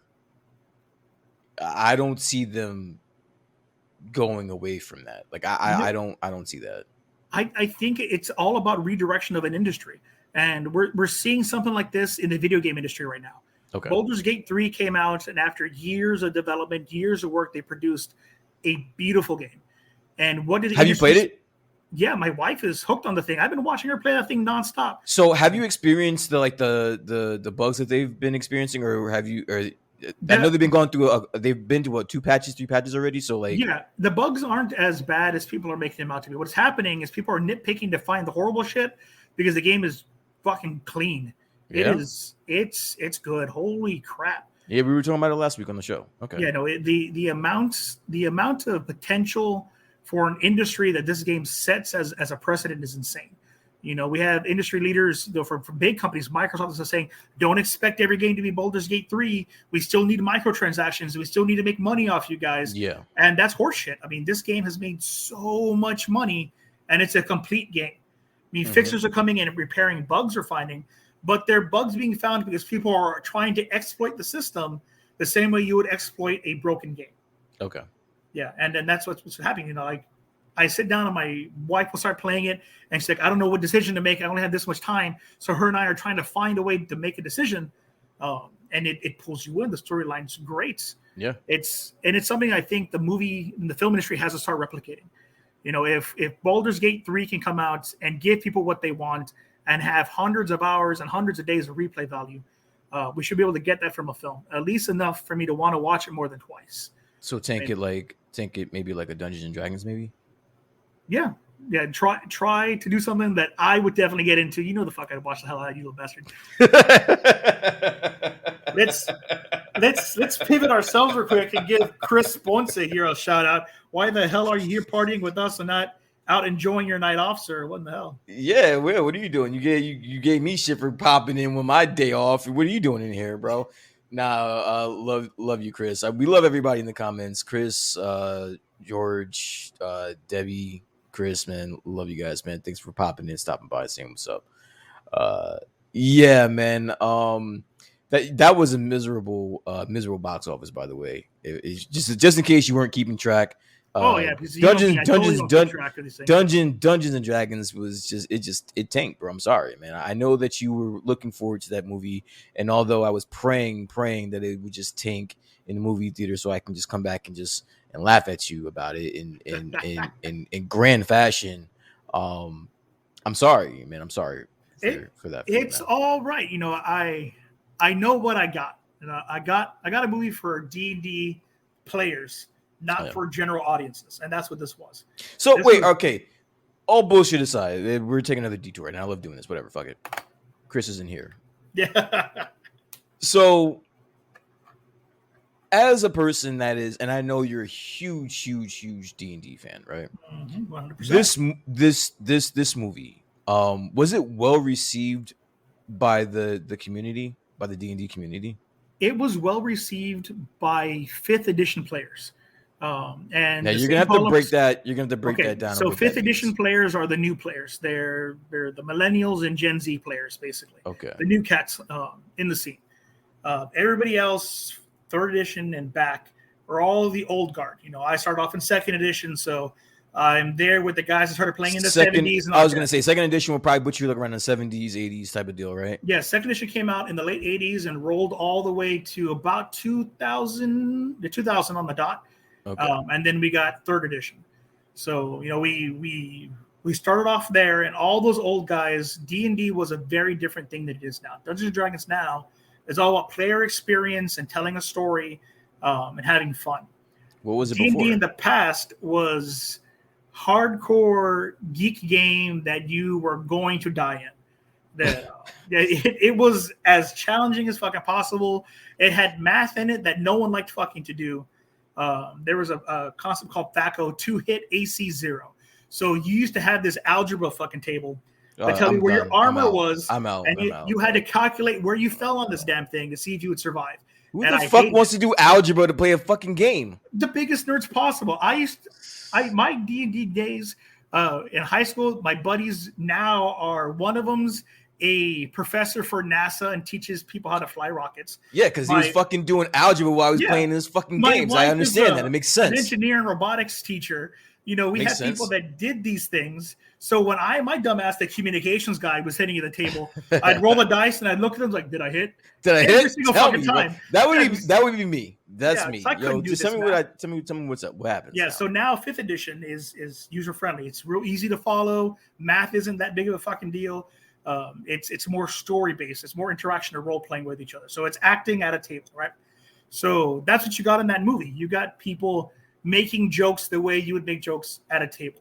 There's this one stupid joke that was improvised by Chris Pine, and I can't remember the gentleman that played the paladin's name right now. Remy something. Okay. Anyways, so they're on the beach after getting out of the Underdark, and they're talking to, saying their goodbyes, and the paladin starts walking off, just going in a straight line. And Chris Pine is like, look at him. He walks so fucking straight. I can't stand him. He just this straight line. Like, oh, there's a boulder. Is he gonna go around the boulder? Nope, you just walked right over the board. You didn't stop there, and that's a paladin That's joke. the game. That's the game. That's the game. It's a straight line. This character is as straight and as ridiculous and as literal as it gets. Can't take a pun to save his life, and that's an at the table joke. Okay. Or like did you saw the movie, right? Or you haven't seen it? You haven't seen it. You're giving me shit about Casino Royale, and you haven't fucking at least gone to see it. Just give me shit about it. Listen, there's a lot of people that have seen Casino Royale. No one has seen D&D. I'm sorry, bro. There was like a handful of people that saw D&D. It was me and my 5 buddies. It was and that was it. Right, that's all. The box office. That was it. It was released. 5 people saw it. I'm pretty sure I know a fifth of that group, and then that was it. Yeah. So in the movie, there's a point where the bard is casting a spell, and it's illusion, and you have to concentrate to keep illusions going, right? Mm-hmm. So he failed, and his face starts to distort. He starts skipping like a record skipping, and all these weird things happen, and the guards are watching and panicking and freaking out. And those are all things that happen at the table. Mm-hmm. You have to explain as a dungeon master why things are failing, why they look the way they look, and all that jazz. And that's what the movie gave us. So I understand why it failed for a general audience, because you don't see those things, you don't understand those things. Yeah, that's great. I'm so happy, you and the 6 people that saw that movie got to enjoy it. I'm happy for you. I'm happy for you. Listen. All I'm gonna say is that when it comes to this strike, I think just for everyone's sake, there needs to be. I hate to say it, but the government may need to step in if they can. I'm not even sure at this point they can do anything, because there's just so many differences on the table here. But someone may need to step in, because these actors and these writers, I'm sorry to say, they're not going to be able to hold out like forever, as long as they think they can. Unless some of these other actors start donating more money, or because don't they have like a pension? Not a pension, but like a fund that they have access to. Yeah, there's a relief fund that's in place. The Los Angeles Food Bank and Hollywood Food Bank are feeding actors. But how long does that last? I mean, honestly, I would probably give it maybe 2 more months in just to be conservative with it. There's a lot more people than people realize that need this money. I mean, not just the actors need this stuff. There's a lot of people that work in the backstage, even myself, that even I'm only adjacent to the entertainment business running conventions. Mm-hmm. There's people in my industry that can't do their job. There are talent agents that say, hey, I can't move any of my celebrities, so I'm not getting paid this month. Yeah. There are people that provide transportation and security that can't do their jobs because they can't be on sets. So that's the reason why I said at some point some government agency may need to step in, because like right now it's cute. I don't want to say it's cute, but it's all fun and jokes, talking about it and shit like that. But honestly, bro, people are gonna be fucked up very soon over this. So I really hope they can come to some type of agreement so they can stop this. And so on to our last topic, of course, what we all came here for: the reactions to the new Ashoka show on Disney Plus. Episodes 1 and 2 dropped on last Tuesday night. Yeah, Tuesday night. Great. I got a chance to see both of them. I'm going to reserve my thoughts about this because you, my friend, are the bigger Star Wars fan. I'm a Star Wars fan, but I don't think I can hold a candle to you, sir. So, I'm going to let you tell everybody what you thought about the first 2 episodes of the show. Well, no, I gotta be honest. I fucking hated them. They were just disgusting. All right. Yeah, no, fool. I'm full of shit. I love the damn things. I damn near licked the TV with how happy I was with it.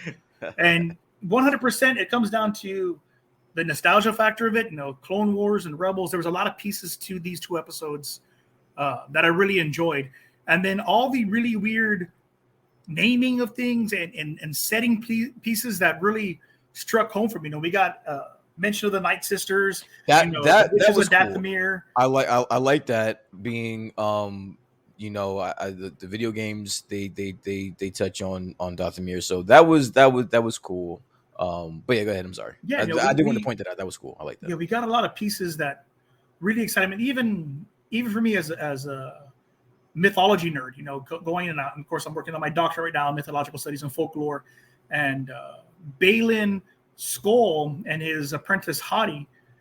Their names are the names of the Norse wolf gods that chase and devour the moon and the sun during Ragnarok. No shit. So their names, being the bounty hunter, mercs for hire kind of setup that we were seeing in the first 2 episodes, were really powerful for me. I was like, holy shit, there are these 2 dark wolves that are going to blot out all light in the universe, and they're connected to a greater picture than we can see because they're part of the celestial aspect of things. So from what I'm just gonna just pick your brain about this because I'm gonna let you continue. But when it pertains to those 2 characters specifically, I've seen a lot of good things online about them and how they were portrayed in the first two episodes. What are your thoughts? What are your thoughts about these 2? Are they original characters for this show? Like they're not in any other. Yeah, they're original characters. Yeah. I think there was a mention of Balin's Skull in an expanded universe story, but it's a name. It's not a person. It's not a character that I can remember. Yeah. And we know my Star Wars memory goes pretty far. I remember Star Wars better than my damn age at this point. But they are pretty much original characters. Shout out to Ray Stevenson who passed away recently, his portrayal of Balin is that's great. And coming from a tall man that has a beard, I'm excited that I can finally cosplay somebody from Star Wars that's not fucking Chewbacca. That's wonderful. But okay. So what did you think about the portrayal of these characters? Are they cool? Did you like them? Did you? And like, what were your thoughts? I like them a lot. I really like the way they're introduced. It's an old Jedi code. I guess like spoilers. I know it's only been a couple of days. I hope everybody's seen this. Listen, if you haven't seen it by now, I mean, I'm sorry, man. It's been Tuesday. We're Friday. I mean, come on. Yeah, so they're showing up to the ship, and they use old Jedi codes, which goes and shows that Balin himself was Jedi trained, so he has those codes, he has those keys, and he walks off in Qui-Gon-esque Obi-Wan fashion. Greets the general as a Jedi. Sorry we were delayed. We're here to speak to the prisoner. And gets called out on his shit, and in full force, grabs. Why would he not just use like the Jedi mind tricks there? Well, the Jedi mind trick only works on weak-minded individuals, and that's what people forget. The Jedi mind trick is only supposed to work on dummies. Bad guys. Yeah, because not even all bad guys can get affected by it. Jabba the Hutt can't be affected by mind tricks. Yeah, mind tricks. How Boss Nass, the Gungan, couldn't be affected by Jedi mind tricks, and he's usually portrayed as an idiot when he's really not. But nonetheless, the mind trick wouldn't have worked on him because that guy saw through the codes as a lie immediately. Yeah, he knew that this was a problem to begin with. I mean, when was the last time you saw a Jedi aside from Ahsoka? And she tells you she's not. Yeah. I'm not a Jedi. She quit so long ago. And then for Balin to grab the general's gun, bring him to him and says, "You were right about one thing. We are no Jedi." And run him through. That was shit. I was like, man, okay, they're doing good. So so this is my thing, right? So they don't identify as Jedi, right? But there is a point in the episode where Balin, right? This is his name, Balin. He seems concerned that he would be in a position where he has to kill another Jedi. Do you remember that part where he was like, it's a shame. So that's kind of like contradict, like he's not, he doesn't identify as a Jedi. He doesn't really want to be a Jedi, but yet he's concerned whether or not the Jedi survive or die or whatever. Well, canonically, that's a belief for a lot of characters that fell into the lines of the Inquisitors. That we see Jedi Fallen Order and all that. You see the sisters there, and they have their Sith-esque and Jedi-esque abilities, but they're not full Sith and are not full Jedis either. That's where Balin is. He's walking this line where he's disillusioned with the Jedi Order, but at the same time, he's still mindful of the living force. He knows what this loss will do. He can feel that, and he doesn't want to do it. Yeah. And it's just the reality of things. If he had been full Sith like a Darth Maul, or if he had been like Palpatine, then I'd understand. They'd want to murder Ahsoka. She's the adversary. She's the nemesis. But you have more of an Anakin and Darth Vader duality of it. There's the anger there and the hate for what the Order was, but at the same time, there's enough doubt there that they're unsure of what they're doing is going to be the right thing. And of course, you see that later on in Return of the Jedi, when Luke and Vader are face to face, father to son, and Vader doesn't want to do it, but he has to do it. So there's that, do I hate the world enough? Do I hate things enough to do this? Or do I have enough compassion to just kind of let shit ride?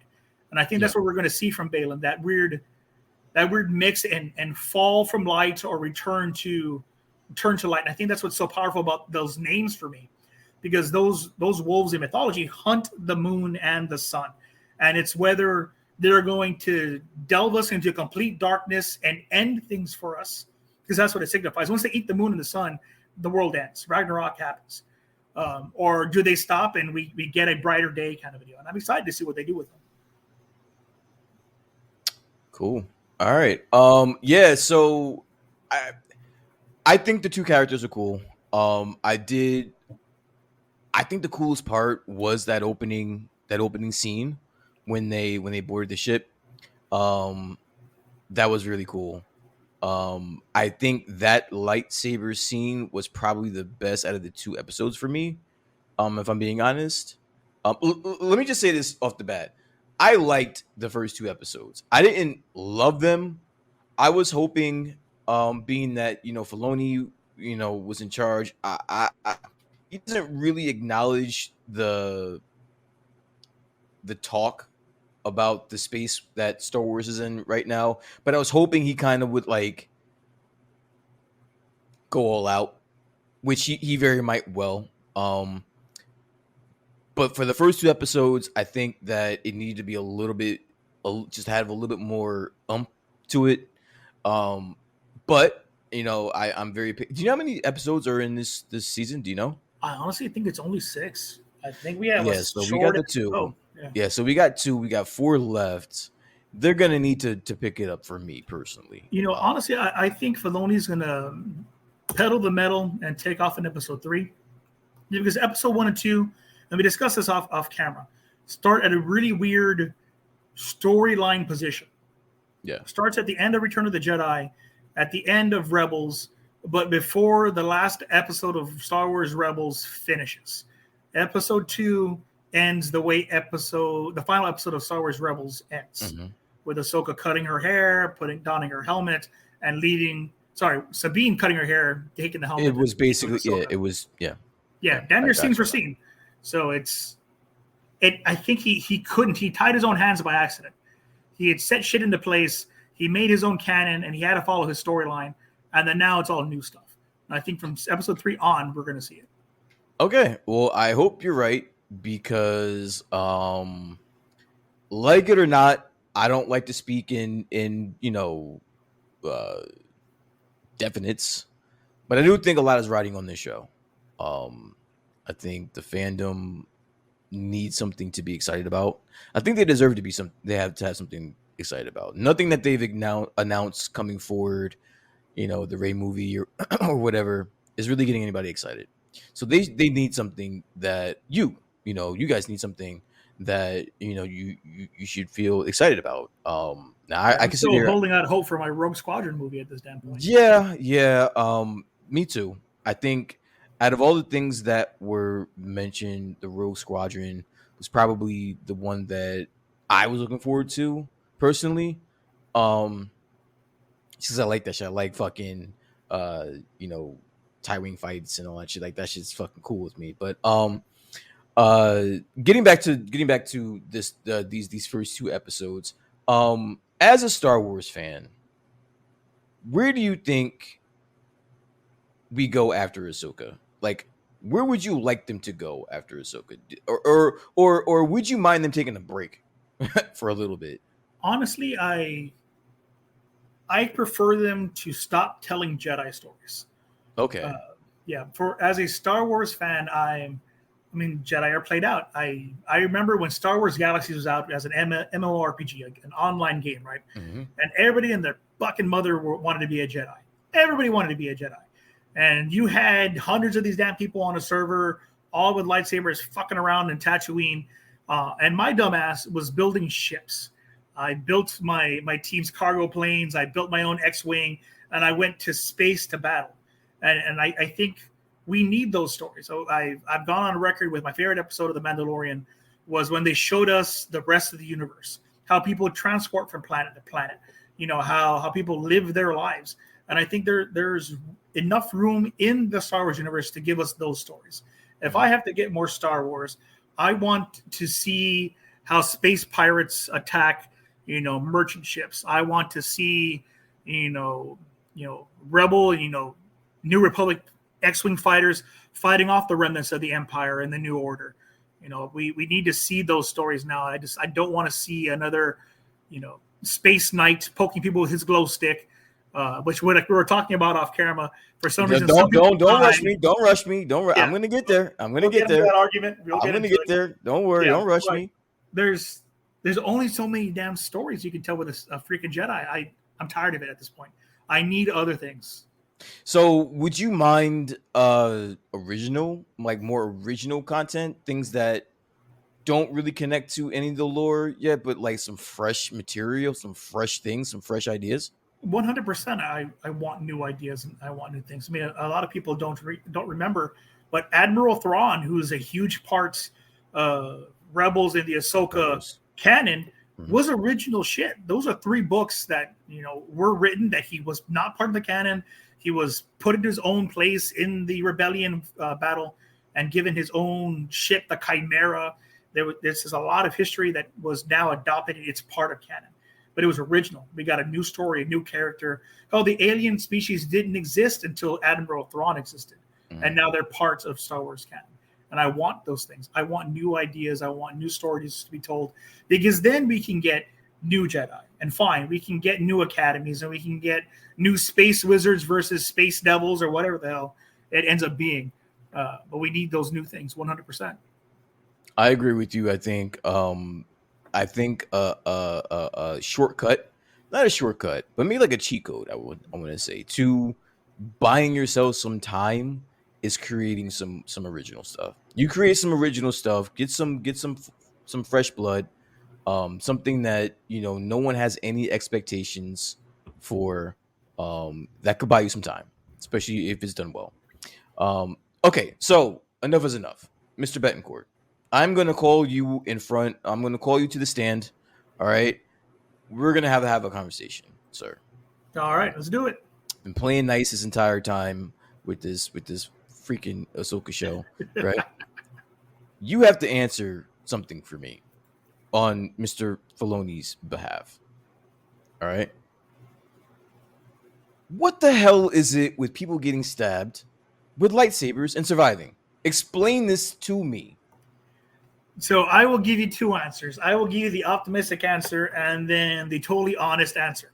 Okay, so for everyone that's listening, he's going to give us a bullshit answer and then another bullshit answer. So go ahead, sir. I do public relations for a living. Of course, I'm going to have bullshit to throw first. Listen. I'm just deciphering all of this for the people that are watching. That's it. That's all I'm doing. Go ahead. Okay, so a lightsaber in essence is basically a sword of light, right? If I get stabbed in the gut, 100% chance my fat ass is going to die. Okay. I'm not in good shape. I have far more body mass than anything else. So there's a chance blood pressure's off. Yeah, there's going to hit something important, right? Important, yeah. Yeah, and I die.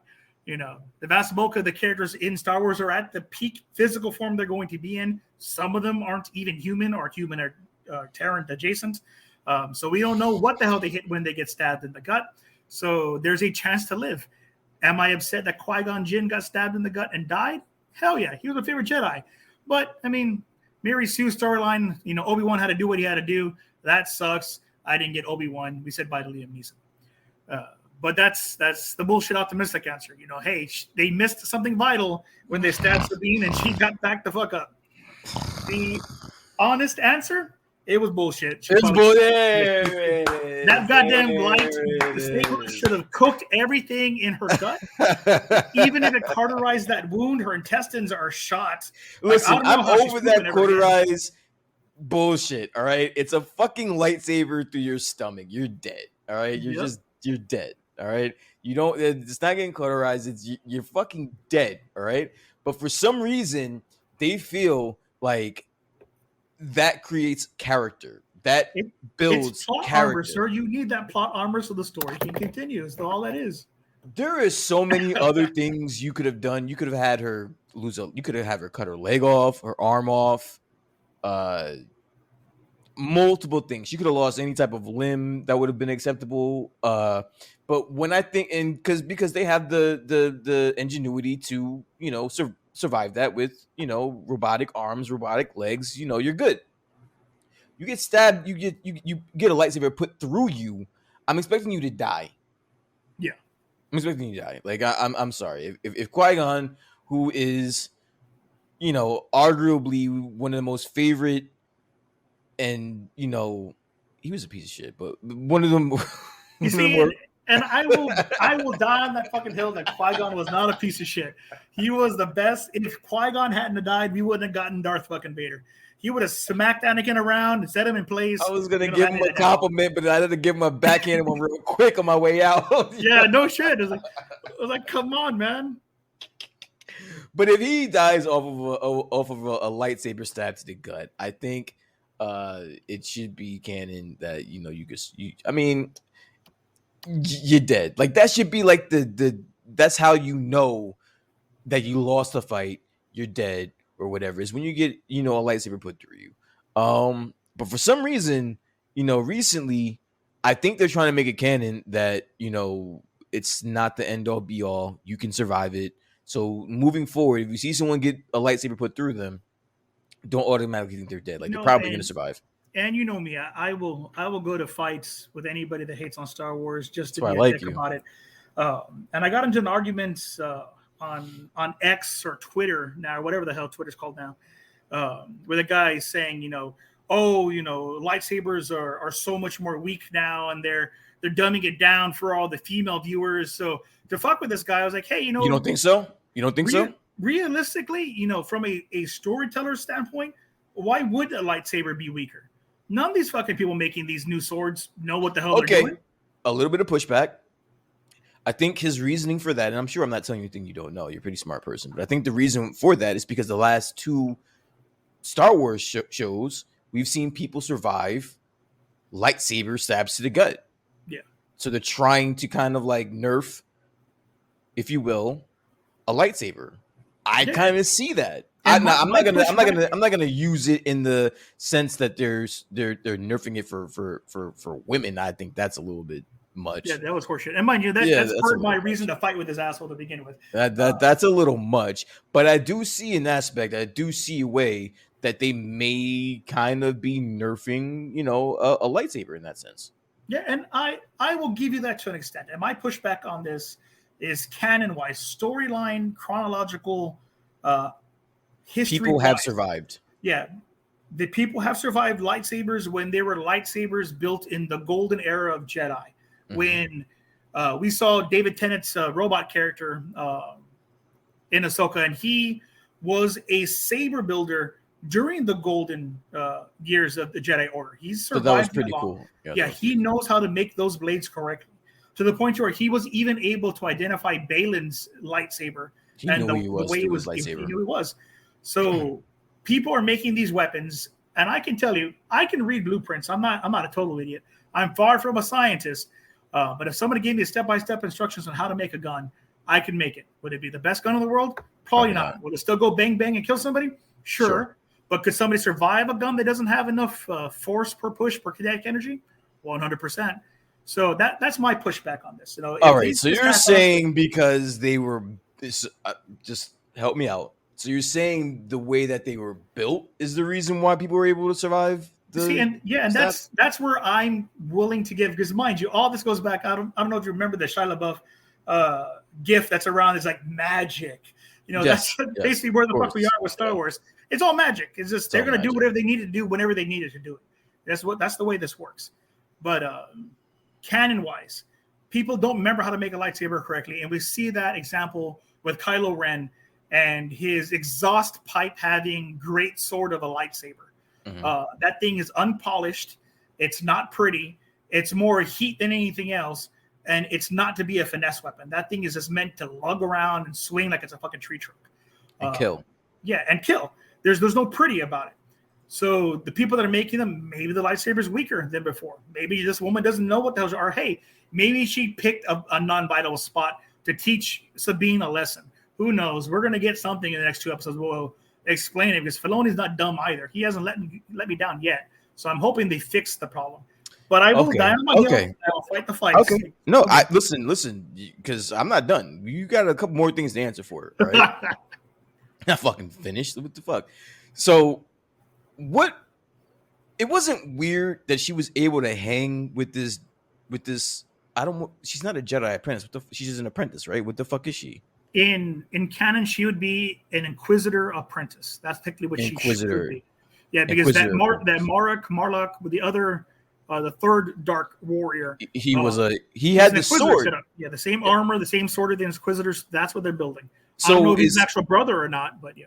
So I was saying, like, there's some speculation as to who that really is. He's carrying an Inquisitor dual saber or whatever, so there's more to him.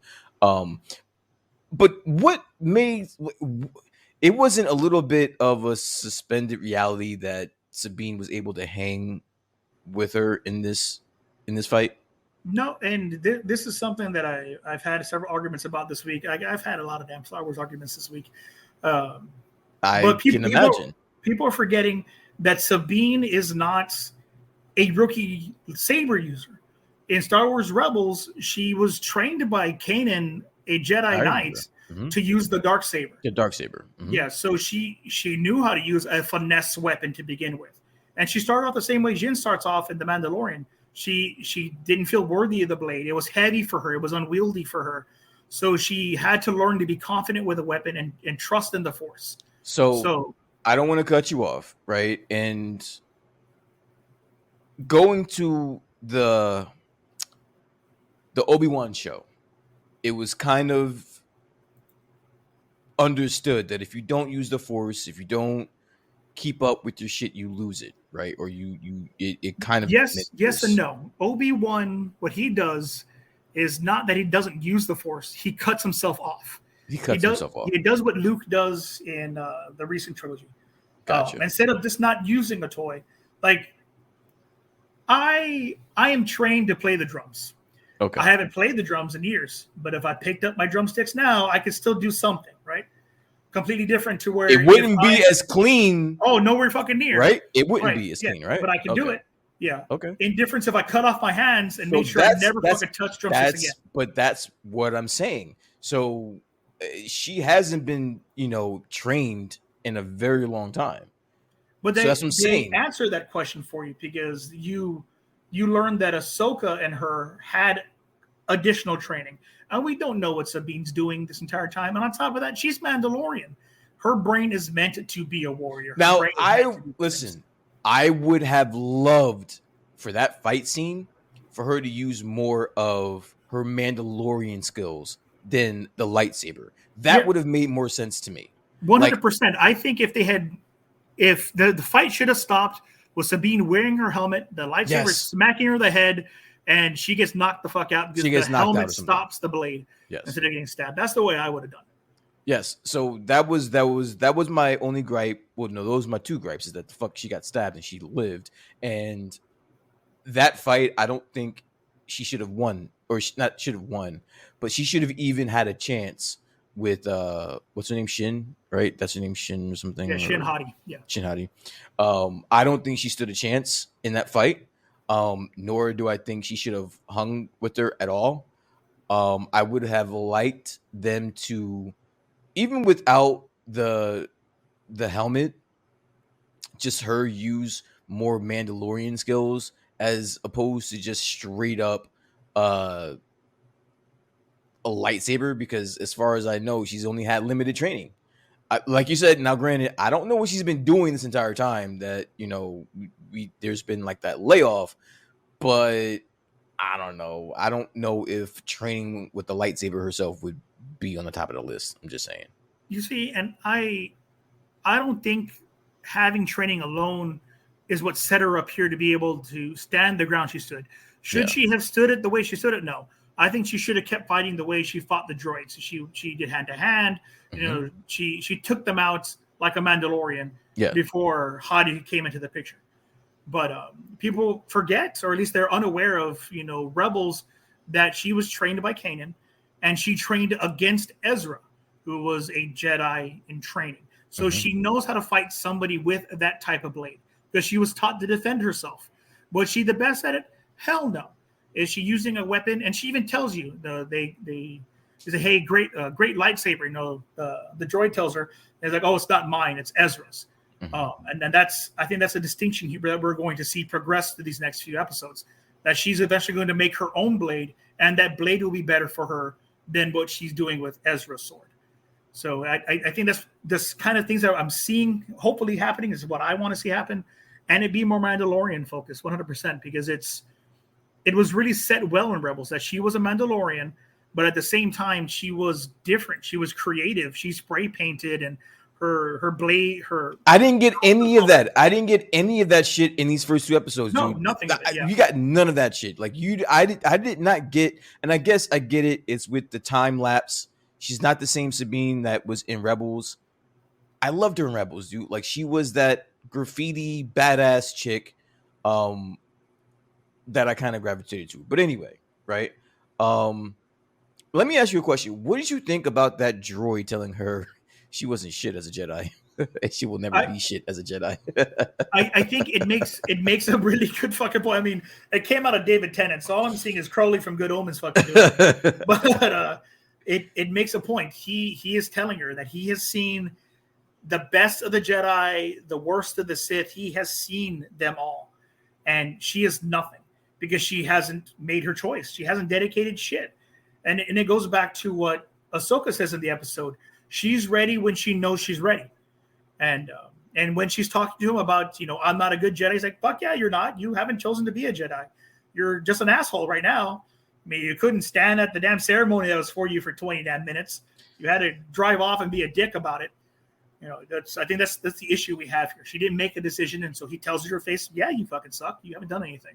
Yeah. Do you think that was the truth, or do you think that was just him trying to light a fire? Oh, that character is notorious for telling the truth. He tells you how the fuck it is. So it's true. You saw it. We all know it. If you watched Rebels, you are aware she is not a great Jedi. She's not. She is not even a great Mandalorian. She sucks at that too. But she's a great warrior. She's a good friend. She's an amazing artist. I wish they showed that more in this series. The mural they're showing off in the beginning of the episode, she's the one that makes it in the animation. So I do think she's a lot of great things. She's a jack of all trades and a master of none, and we need to see her pick something at this point. So here's my thing, right? So from what I've gotten from, and this is just what I got from just that one scene where he's telling her, basically, you ain't shit and you ain't never gonna be shit. I kind of see them going for like that Jedi Mando hybrid, but the problem with that is, and kind of harping on that, but the only problem with that is that you already have that in Grogu. Like you have the Mando Jedi hybrid. So are you doing that same story over again? Like what are you doing see this here? being the antithesis of Grogu. You have Grogu that was a Jedi first, that chooses to be a Mandalorian and live the way. And then you have Sabine, who was a Mandalorian first and decides, fuck it, I'm going to be a Jedi now. I'm force sensitive and I want to adopt these ways. Because you even see it. She, in Rebels, doesn't want to be part of the Night Watch. She doesn't want to wear her helmet full time. She doesn't want to be in those muted colors and say, this is the way and be mercenaries for hire. That's not her. No, she wants to do good things. So I think that's the storyline we're going to get, where Filoni gave us Grogu passing on the Force and passing on being a Jedi and following those tenets to become a Mandalorian. We're going to see Sabine saying, I was born a Mando, but my chosen family now is the new Jedi Order, and I'm going to learn this.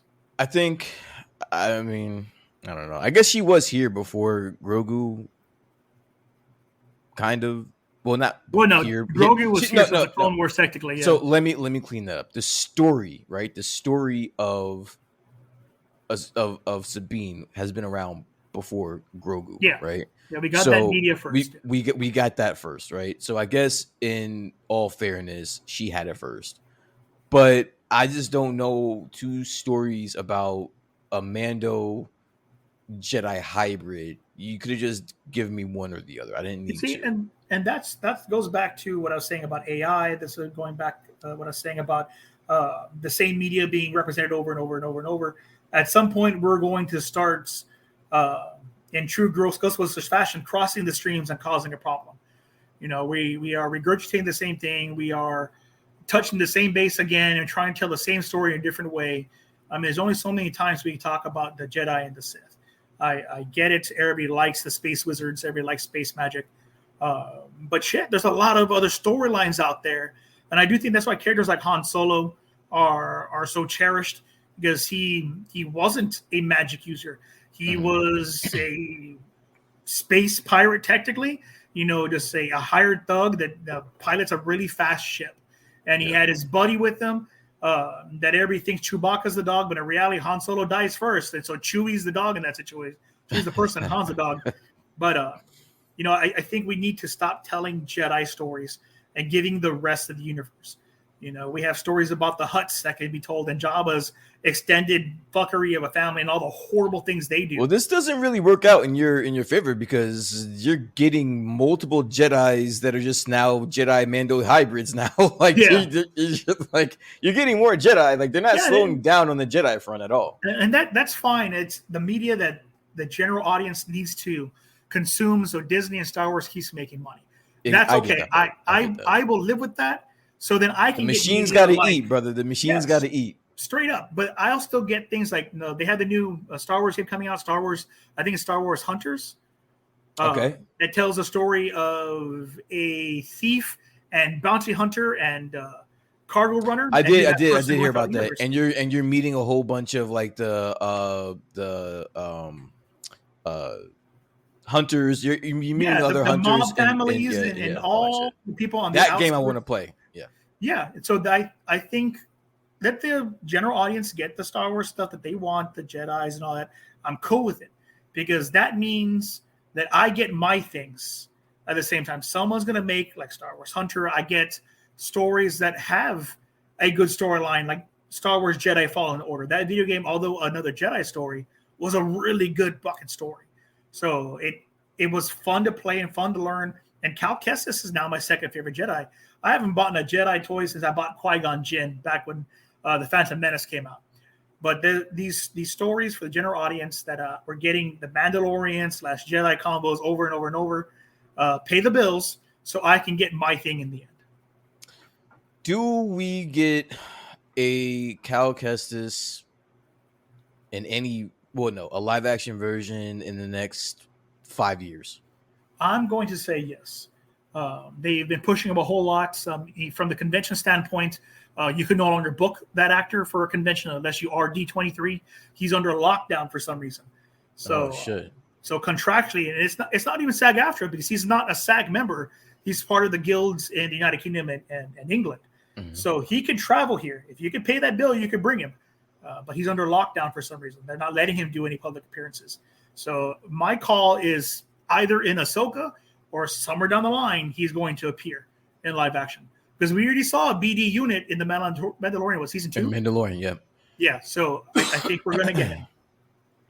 Yeah. And then what are the cat's name? What are they called? The Lothal cats? The Lothal cats. Yeah. Which is a part of, I mean, you see them running around in the Fallen Order game. So Fallen like, Order. So it's like there's little hints all over the place. There, like you said, there were hints in Mando. He's there. We just gotta find him. I hope we get him soon. I'm a big fan of the Fallen Order, and honestly, they've set it up perfectly to introduce the Night Sisters, the Army of the Undead. That's what I was saying.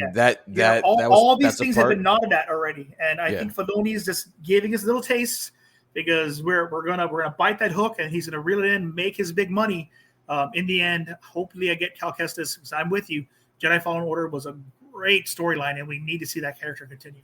Yeah, that was it was pretty badass. All right. I mean, I think we've pretty much driven that topic into the ground. Last part of it. what is your ratings of the first two we do this year? What are your first two? Oh, What are your you're gonna ratings? fucking hate it, but I'm gonna give it a Nah, 9 out of 10. 9 out of 10. Both episodes, nine out of 10. 9 out of 10. Yep. Get the fuck out of Yeah. here, Mike. And the only reason I don't give it a 10 out of 10 is I didn't get more Chopper. Okay, listen.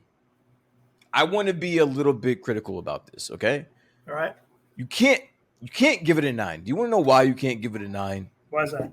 Because the only thing above that is a perfect fucking score, right? Right. You're telling me that what you've seen so far is one step under perfection. That's what you're telling me. The hill that I will stand on is, yes, that for me it was one step. This is the emotional connection to scenes that happened for me that I remember. Like the way she cuts her hair with the same blade that Kanan cuts his hair with, before he fucking dies, which sucks. If you haven't seen Rebel, sorry. There was all these emotional little pieces for me that mattered to me in this show. And we know the way I view media. I don't view media to critique it like, oh, hey, this action piece should have been faster. Do I understand that? 100%.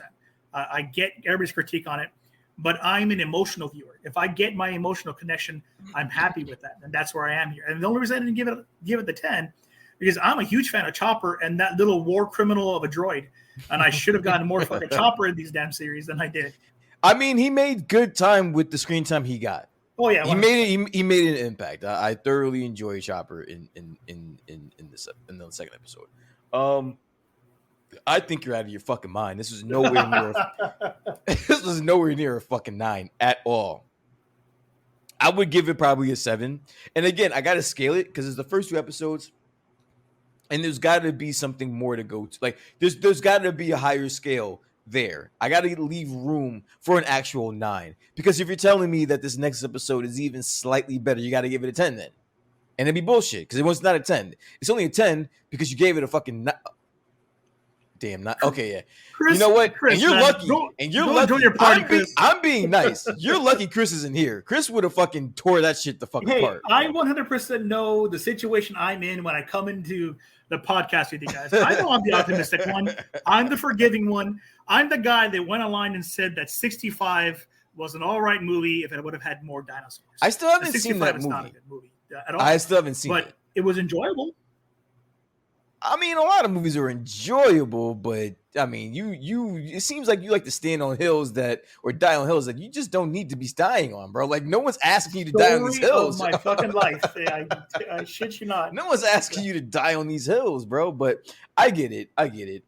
So you're sticking with it. 9. That's your final answer. Yeah, you don't need to phone a friend. You don't want to 50-50 here. This is your final answer. If I phone my friends, they're going to give me the same shit you're giving me. Everybody has because we're smart. We're trying to talk some sense into you, bro. Like we're trying to help you here. Because if I had more sense, I'd be a far richer man. I tell you what, this is the way. All right. Listen, fair enough. That's your answer. You're sticking to it. Fair enough. I'm going to give it a 7.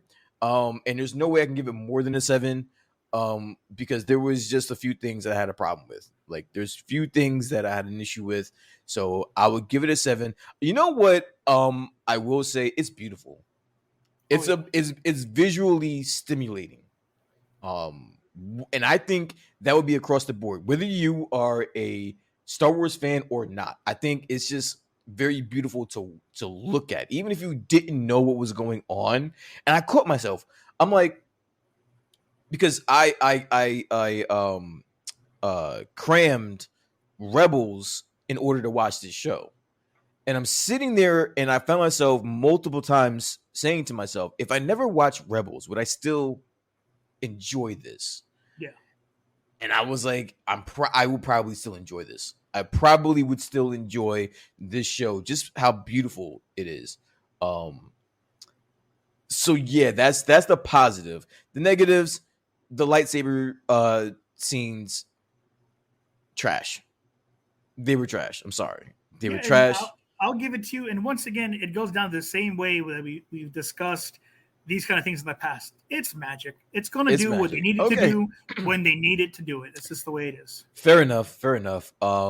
So obviously you're looking forward to the next episode. And yeah, we will definitely report back live next week with that. So I think that's it, man. Do you have any departing words to your viewers that are out there, Mr. I know Betancourt? my viewers that came in to talk about porn stars.